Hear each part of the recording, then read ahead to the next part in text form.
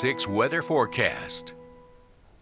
Hi everybody, welcome back. Well, today is Thursday and that could mean only one thing. It's time for the S Drought Monitor, and the good news for the Chris 6 viewing area, with the exception of extreme northern Live Oak and B County, is that the drought is over. Of course, it's been over for a couple weeks now. We don't have anything to worry about water-wise. We will see some rain come in, but it's going to be the middle to latter half of October, and I'll explain why in a moment.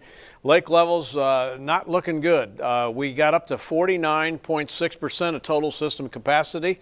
We needed 50 to get out of water restrictions. It didn't happen because of water releases. Amazing. But anyway, so we're in water restrictions even though we're not in a drought. And it obviously signals that we've got a water problem here in South Texas to the rest of the world. All right, our weather almanac has 92 for the high today, but oh, was it nice this morning. I hope you had a chance to feel that at 64. And not a record by any stretch of the imagination, but very, very nice.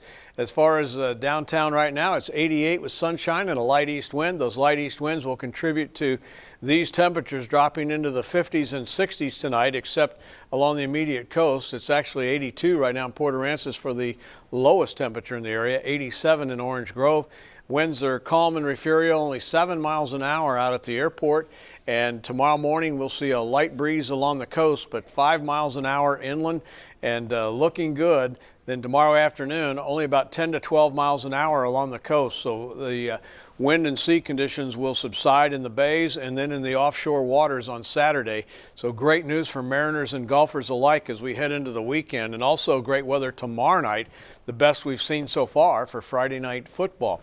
The water vapor imagery is showing very dry air over us here, pushed along by high pressure. And as we take a look at another view of this, you can see that is a hurricane in the Pacific, Orlean.